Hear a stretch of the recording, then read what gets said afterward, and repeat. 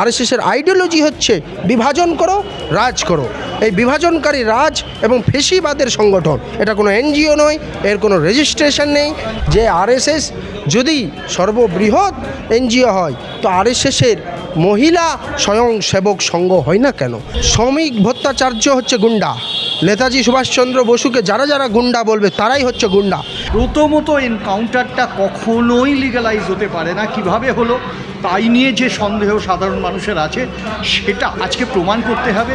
Mob লিঞ্চিংকে কেউ সমর্থন করতে পারে না, যেটা গণধোলাইয়ের মৃত্যু তাকে সমর্থন করতে পারে না। সেই মব লিঞ্চিংয়ের ক্ষেত্রে যে ব্যবস্থা নিচ্ছেন সেই ব্যবস্থাকে তো আমরা সমর্থন করি, ব্যবস্থা নিন মব লিঞ্চিংয়ের ক্ষেত্রে, কিন্তু সেটা শুধুমাত্র একটা ধর্মীয় মেরুকরণে আটকে থাকে।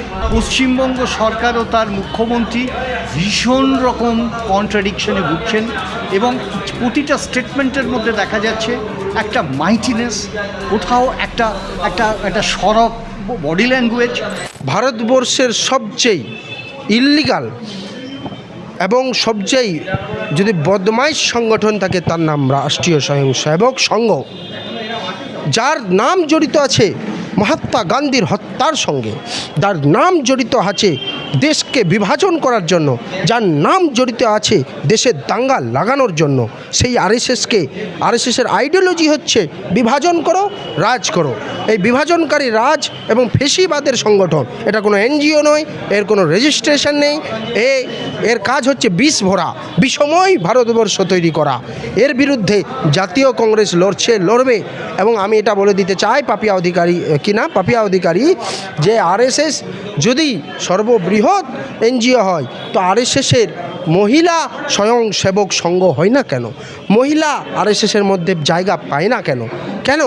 আরএসএস নারী বিরোধী, আরএসএস মনুবাদের কথা বলে সংবিধানের বিরোধিতা করেছিল। এই আরএসএস ঝান্ডার, ভারতবর্ষের তিরঙ্গার বিরোধিতা করেছিল, মানতে চায়নি, সংবিধানকে মানতে চায়নি।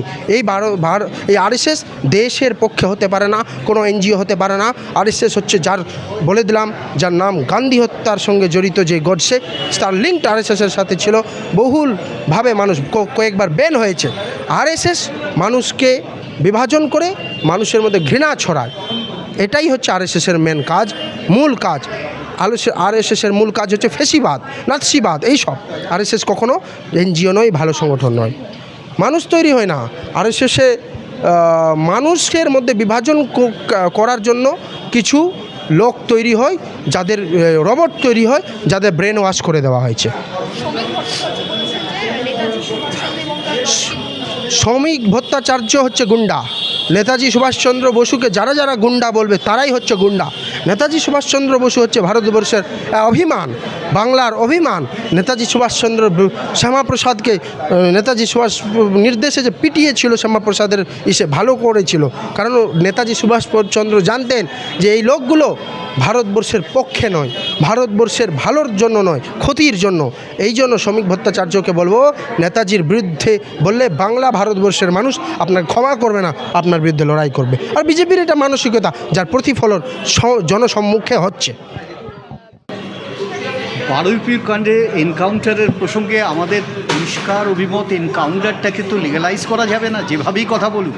এনকাউন্টারটা যখন কেউ বলে আর ঠিক তার পাশাপাশিভাবে গুন্ডা দমন নীতির কথা কেউ বলে, দুটো মনে হয় না যে দুটো সম্পূর্ণ আলাদা দিক, একটা পৃথক দিক। এবং এখানেই বারবার প্রমাণ হচ্ছে যে পশ্চিমবঙ্গ সরকার ও তার মুখ্যমন্ত্রী ভীষণ রকম কন্ট্রাডিকশনে ভুগছেন এবং প্রতিটা স্টেটমেন্টের মধ্যে দেখা যাচ্ছে একটা মাইটিনেস, কোথাও একটা একটা একটা সরব বডি ল্যাঙ্গুয়েজ, কিন্তু আইনের পাশ থেকে তারা যাচ্ছেন না। ম্যাসিভ ম্যান্ডেট পাওয়ার অর্থ এই নয়।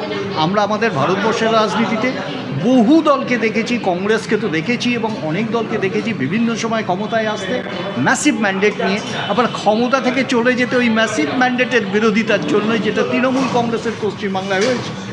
সুতরাং এর পরিপ্রেক্ষিতে দাঁড়িয়ে একটা কথা পরিষ্কার, বারুইপুরের এনকাউন্টার, প্রথমত এনকাউন্টারটা কখনোই লিগ্যালাইজ হতে পারে না। কিভাবে হলো তাই নিয়ে যে সন্দেহ সাধারণ মানুষের আছে সেটা আজকে প্রমাণ করতে হবে।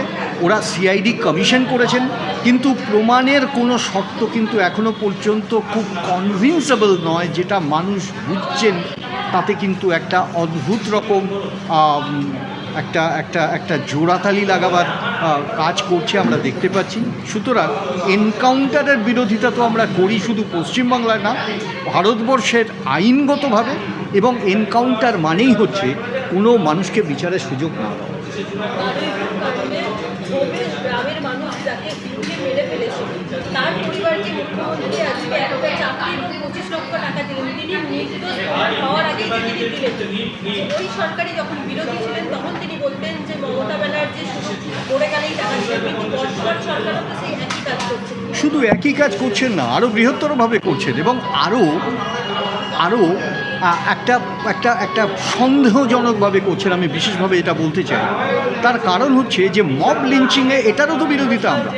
মব লিঞ্চিংকে কেউ সমর্থন করতে পারে না, যেটা গণধোলায় মৃত্যু তাকে সমর্থন করতে পারে না, কিন্তু ঘটনাচক্রে কি ঘটছে সেই মব লিঞ্চিংয়ের ক্ষেত্রে যে ব্যবস্থা নিচ্ছেন সেই ব্যবস্থাকে তো আমরা সমর্থন করি, ব্যবস্থা নিন মব লিঞ্চিংয়ের ক্ষেত্রে, কিন্তু সেটা শুধুমাত্র একটা ধর্মীয় মেরুকরণে আটকে থাকবে, এটা তো পরিষ্কার হয়ে গেছে।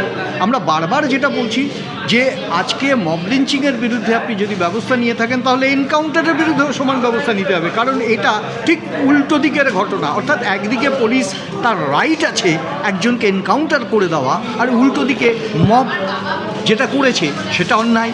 তথাপি আপনি সমর্থন করছেন এই মব লিঞ্চিংয়ের বিরোধিতা করছেন, উল্টো দিকে আপনি সমর্থন করছেন এনকাউন্টারে। অন্তত আপনার ভাষ্যে একবারও বেরোয়নি যেখানে আপনি বলতে পারেন যে মব লিঞ্চিং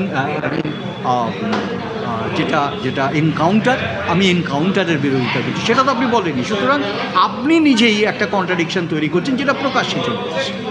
বর্তমানে যারা সরকারে আছেন তারা বারংবার বলেছেন যে আমরা হিন্দুদের সরকার বিরুদ্ধে ভোটে জিতে এসেছি, কিন্তু আমরা দেখলাম অযোধ্যায় রাম মন্দিরে যেভাবে চুরি হলো।